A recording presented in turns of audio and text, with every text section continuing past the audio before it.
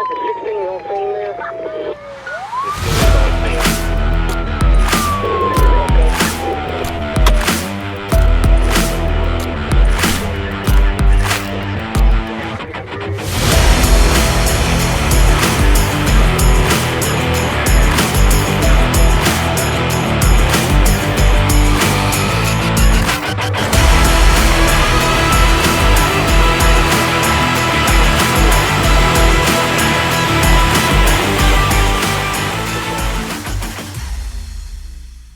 Hi, and welcome to another episode of On the Job with PORAC. I'm Brian Marvel, president of PORAC. With me, as always, is PORAC Vice President Damon Kurtz. Today, we're in Missouri at the headquarters of COPS, Concerns of Police Survivors, a nonprofit organization that helps families and coworkers who have been affected by a fallen officer in the line of duty. COPS has a membership of over 58,000 survivors and growing, which is very sad and unfortunate. This includes spouses, children, parents, siblings, and significant others. There is no membership fee to join COPS, for the price to pay is already too high. Sitting down with us today is COPS Executive Director Diane Bernhard, who is responsible for fulfilling the mission of COPS by providing leadership and overseeing the functions of the organization. Diane, it's a pleasure to have you on our podcast today. So glad to have you in our national office. Yes, and actually we are sitting in the PORAC conference room. We are, and sitting, I know you can't see it, but right behind me is probably our fanciest sign we have in the whole office of PORAC that's up on the wall here. It's very well represented. Yeah, we'll definitely take a picture of that. That thing turned out awesome. Very impressed with the product, and I'm glad you guys are displaying it for us. Yeah, we love it. We use this conference room every day. So. And just a little bit behind the scenes, when you had the grand opening, I was just the president, newly elected president of PORAC. I was able to come out here for that, and that was a fantastic event. It was really, really impressive. The amount of work that you put into this building and the organization, man, you could just feel it on that opening day. It was incredible. It was definitely a day of remembering why we do what we do and feeling the support of all the supporters that helped us put this building together. And we were really fortunate to move in 2018, and we don't have a mortgage, and our survivors have a home base that they can always come to, and they're always welcome. Every time they come to the door, they'll be met with a friendly face and a tour of the building or time to be spent in our courtyard. Well, it's something, this building is... It's a very good reminder of that ultimate sacrifice that our officers have made. And if anyone ever gets a chance or in this area, I highly recommend coming through here and, looking at, the Garden of Hope, and just seeing that really brings it home. And, anybody that's been doing this for any period of time is pretty familiar with COPS and what they do for the families and also the associations. But to be here and see it, it's especially the first time, it's quite moving. I joke and say, makes my allergies kick up a little bit, because, inevitably you're going to see somebody that and it's going to trigger a memory or whatever. And it's, it's nice to see someone, making sure those memories continue. Absolutely, and that's literally why I work at the COPS office. I retired from law enforcement and lost a very good friend in 2005 in the line of duty. I almost say her name here. Her name was Molly Bowden, because I say it every time I publicly speak, because the important piece is that she's never forgotten. And I walk through these hallways and I see her name on things, and it just gives you the reason for why you come to work every day, to support those families. Why don't you give us a little bit of background on COPS? When was it founded, and where's it been? Sure. So we were founded in 1984. Our founder, we actually had two founders. Our founder was Susie Sawyer and Trudy Chapman Radley, and we were founded out in Prince George County, Maryland, actually. And it started with just 10 police widows that were attending a function, and people noticed that they were very sad when they were there, which is completely understandable. But Susie gathered all these widows together in one room, and they started talking. And what they figured out is that after they talked to each other, they felt a lot better. It's that whole concept of peer support that law enforcement uses. It actually works for the survivors too. So that was how it was born, and it has just literally grown from there. Several years ago, about 20 years ago, it moved to Missouri when Susie and her husband Buzz retired. They like to fish and golf, and if you want to fish and golf, come to Lake of the Ozarks, Missouri. And so that's why we're here. And it was pretty small when it moved to Missouri, and we literally have just grown since then up until this national headquarters. It's over 15,000 square feet. Can you talk a little bit about some of the programs that COPS has to offer? Absolutely. Obviously, what COPS is probably most known for is National Police Week, when all the survivors from across the country and coworkers come together in D.C.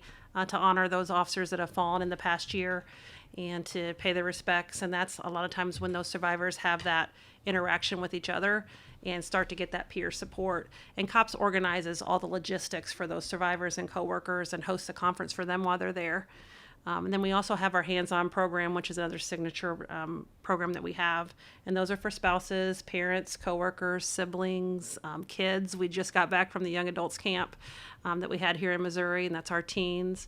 Adult children, extended family, fiancé, significant others, you name it. If you had a relationship with that officer, we probably have a program for you that you can come to, and I can guarantee that whoever attends that will be glad that they came.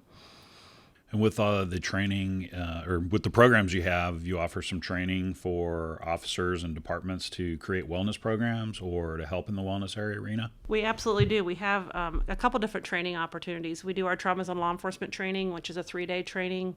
The first day is about emotional survival, making it through your career, hopefully married to the same person without a bad habit that you can't kick, or and hopefully still happy and you can retire happy. So that's day 1. And day 2 is we talk about line of duty death and responding to that and how to support the agency and the families. And then on day 3, we talk about the topic that a lot of people don't want to talk about, and that's police suicide and how to potentially prevent that and to support those families when that happens, because unfortunately it happens way too often. So I'm really happy that we're actually going to be doing that program in the Sacramento area in 2022. We don't have a date set yet for that, but when we do, we'll be absolutely communicate that with your members and let you know where that's at. And PORAC, obviously, we want to be a title sponsor on that. We want to commit to that because I think it's such an important aspect that's it's starting to come to light, the police suicides, but it's something that is not as prevalent as I think it needs to be. And I think either because people are becoming more aware of it, but it seems like there's just this huge uptick in officers taking their lives. Yeah, unfortunately, the numbers aren't collected uniformly across the country, but what we do know is that it does appear to even be more prevalent than line of duty death. So that's a number that we can affect. Yeah, officer and wellness. So we should absolutely do that. So officer wellness is a huge issue, and it's nice that it's becoming more of a focus. It used to be such a stigma that if officers were struggling with critical incidents or whatever they may have seen on the job, and typically that was hidden from anybody's eyes that you may be struggling because you want to be seen as weak. And now we realize that that's obviously the wrong way to go about it, and we need to take care of ourselves. If we're not taking care of our well-being, how do we take care of the communities that we're serving? And that's an important part of this job. Absolutely. I guess that leads me right into the other training thing that we do, and that's we do a national conference on wellness and trauma. And that's, obviously COPS, our mission is about line of duty death and supporting those families. But as we've done these trainings throughout the country, we've noticed that there has kind of been a gap in there on that wellness piece. And so we put together a conference 5 years ago that has grown to, it's a large conference now. But we bring in about 35 different presenters on all kinds of topics around wellness, from finance to fitness to sleep, which is a big deal. Officers sleeping is a big deal. To surviving trauma, you name it, there'll be a topic there. We're doing that one this year in November in Oklahoma City, November 12th through the 14th, I believe, is the dates on that one. I think we're sponsoring that one too. I believe that you are. Absolutely. Yeah. I appreciate that. No, I appreciate you. The communication with COPS has just been fantastic. And as long as I'm president and Damon's here at PORAC, we're going to be committed to supporting COPS as much as we possibly can out at PORAC, because it's such a valuable institution that way. It truly is. I mean, I got to experience it firsthand in 2000. Trying to remember what year it was, but we put an officer from Fresno on the wall, John Herring, and when he died, the COPS organization was there to support not only the family. It was huge what they did for the family, but also for the association. I was the vice president of my association at the time, and just the assistance they gave us to help us through the process, steering us to which way to go and what we needed to do to kind of help with that was huge. And then again, watching how the volunteers assisted the family through the whole entire process, all the way through Police Week, was something to be said, and very proud of that. Yeah, that's awesome. You speak of those volunteers, and I obviously need to give a shout out here to our chapters that we have. We have 55 across the country, but in California we have 3, and they will respond if there's a line of duty death. And it may not be immediate that time, right at the time of death, because the agency at that point is kind of scrambling to do what they need to do. But if they, many times it's very soon.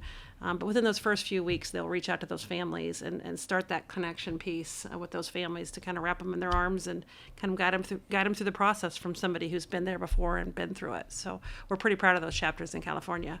No, and they're doing a great job, and we try to support them the best we can too. And and that really comes down to, and we'll go, let's, why don't we talk about scholarships, and then I thought maybe we could talk a little bit about the National Memorial and what's coming up on there. But the scholarship program, how big is that? And, how old is that? Has that been? Yeah, so that's been around a number of years. We're actually going to hit a milestone here in the fall semester where we will have given over $2 million to the children or spouses of fallen officers. So literally, if an officer dies in line of duty, their family, each one of their children and their spouse can apply for a scholarship, $1,500 a semester, including the summer semester, to go towards their education. And that goes on top of what public safety officer benefit programs are out there or what state programs are out there. So it's a great benefit for those survivors of those fallen officers. CAHP Credit Union is a law enforcement credit union that has been a trusted partner of PORAC for over 30 years. We offer low-rate lending products and provide financial education to officers throughout the state. Our team of financial advisors specialize in creating full-service financial plans and wealth management solutions, helping officers save, prepare, and transition into retirement. For more information or to speak with an advisor today, visit cahpcu.org and click on the Investments tab, or call us toll-free at 800-542-2247. We talked a little bit about the uptick on the suicides, but obviously we're seeing an uptick in line of duty deaths nationally. COVID, unfortunately, we were unable to have the National Memorial and the State Memorial in California. What's this memorial going to look like? We're talking about 2 years worth of, fallen officers plus distant past. Can you give us some backstory on that? Yeah, absolutely. So maybe one of the hardest decisions that I was a piece of was in 2020 when we made that decision to cancel National Police Week in May. First time that's ever happened in the history of National Police Week. But it was necessary because of the virus that was taking our officers' lives and our country's citizens' lives so quickly. And then in May of 2021, we were faced with the same restrictions. While we felt like we were ready to do it, the restrictions that were still in place were just too much. And without permits, you can't hold an event. So we've been fortunate that we've been able to secure the permits for October of this year. So we will be making sure that all those families that would have been honored in May of 2020 and the families that would have been honored in May of 2021 will be all invited in October of this year to DC. Obviously with precautions in place for whatever is required at the time. But we are going to be honoring 491 police officers and their families in DC in October. And we're ready. The events are going to be large. They may look a little bit different than they normally do in May. But at the same time, those families are going to get the opportunity to visit the memorial wall and see their officer's name on the wall for the first time, which is a really important piece of their grieving process. So we want to make sure that we can make that happen for them and make sure that they understand that they've got the COPS organization and the law enforcement community as a whole to continue to support them as they go forward. I haven't seen the agenda, but and is the president going to show up, vice president, or any commitments from those folks? Yeah, so the agenda is 1 day shorter than the National Police Week is normally. They are planning on doing the candlelight vigil on the National Mall. It's on the 14th instead of the 13th, so everything is backed up for a day, which in our office has made everything confusing, but we're making it. So that vigil will be on the 14th, and that everyone will be invited to that. It'll be on the National Mall outside. And then on the 15th, we'll have 1 day of a survivors conference, and that's where we'll have sessions for all the family members. And then at a separate hotel, we'll have sessions for coworkers of those fallen officers that are designed specifically for law enforcement. And that will happen on the 15th. And then on the 16th, there'll be the memorial service, and that's what you were asking about there.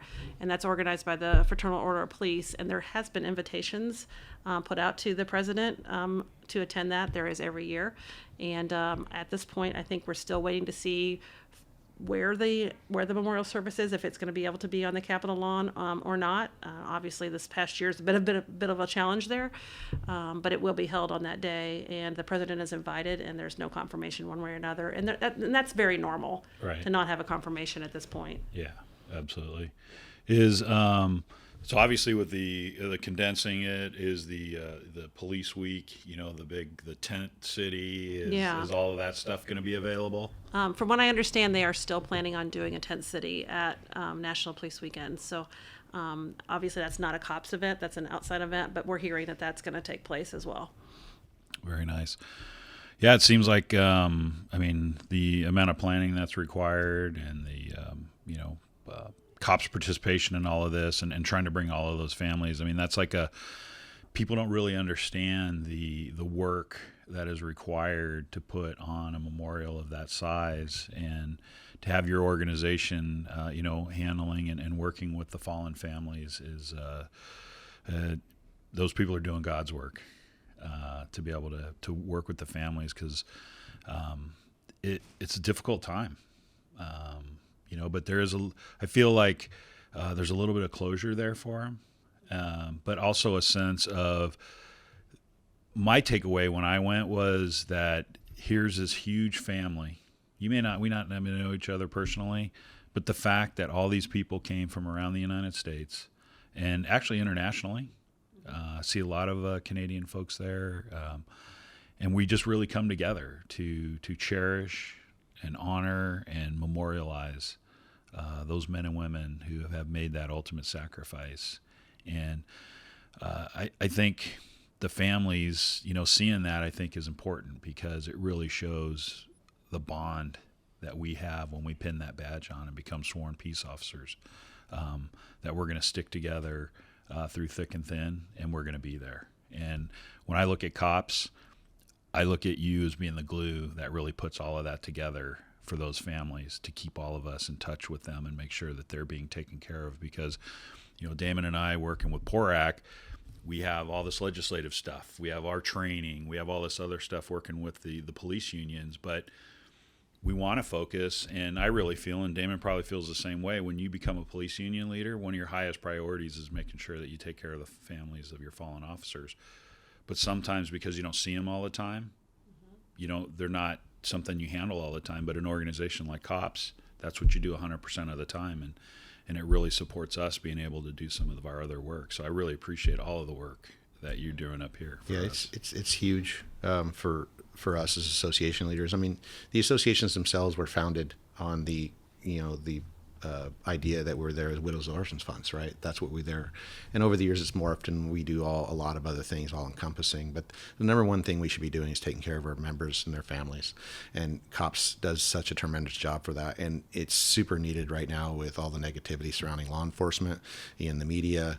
And just, I think the families who are going through the grieving process, and they're also getting this negativity from the media and our electeds.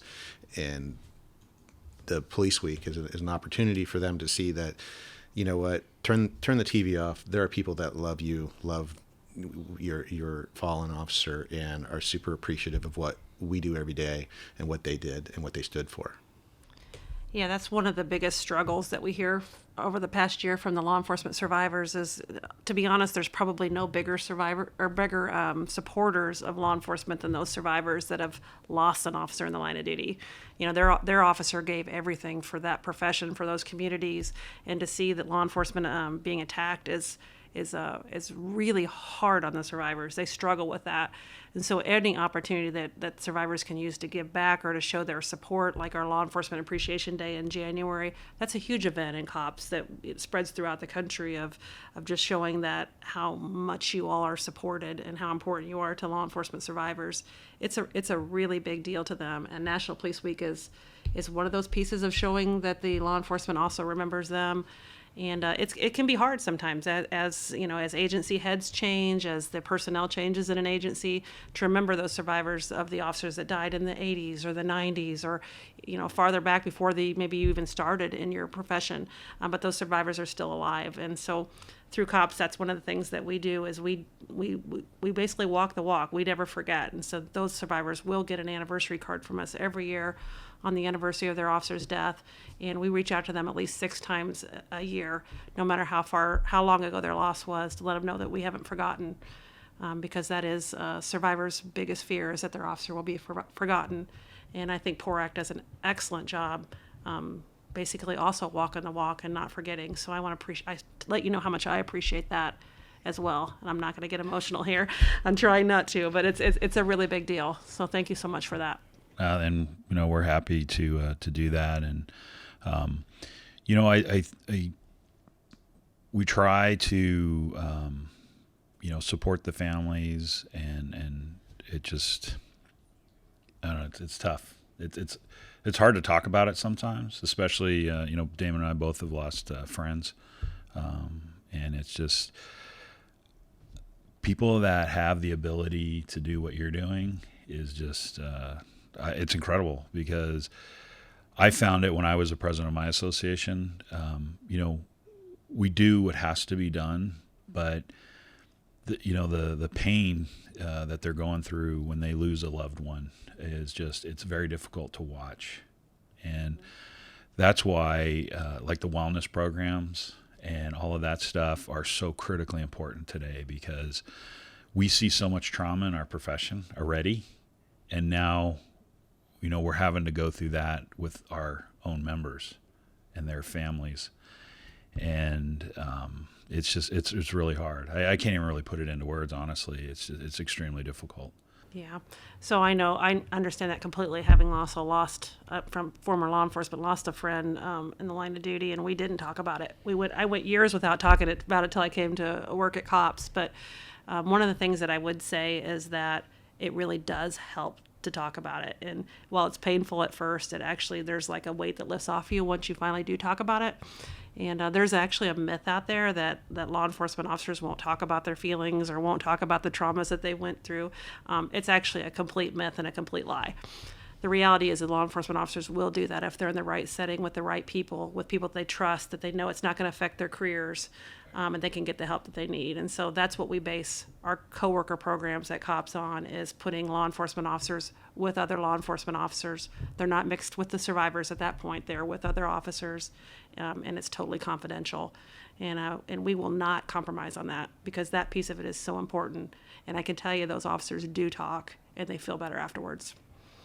I believe it. Obviously, programs that you have, training, the scholarships, they all cost money. Obviously, you know, PORAC's a large donor. What's your website? How can people donate? You're a 501c3. Can you tell us a little bit about the nonprofit piece of it? Yeah, absolutely. We are a 501c3, and we're proud that 90 cents of every dollar that's donated to us goes right back to survivors. We keep our administrative costs very, very low. We're very transparent. We put our $9.90 in our books right out on our website, because we want people to see what exactly that we do. But yeah, if somebody wants to give money to COPS or to volunteer to help support us at National Police Week or something like that, they can go to our website of www.concernsofpolicesurvivors.org. Or you can reach out to us on the phone, 573-346-4911, and I can guarantee you'll hear a friendly voice on the other side of that phone line. So. Yeah, and I saw that Charity Navigator gave you 4 stars, which is awesome. That's their highest rating. We just recently went through that process too, and we're trying to get to our 4 stars with our charity. And you know, it's sad that there unfortunately are some law enforcement groups out there that they're scams. I just got to call it what it is, where, you know, it's great to hear that 90 cents out of every dollar raised is going to the survivors in your programs. Some of these programs, it's like 5%. Yeah, there's a lot of them out there that are not legitimate, and I just encourage people to do their homework before they donate the money, and especially right after a line of duty death.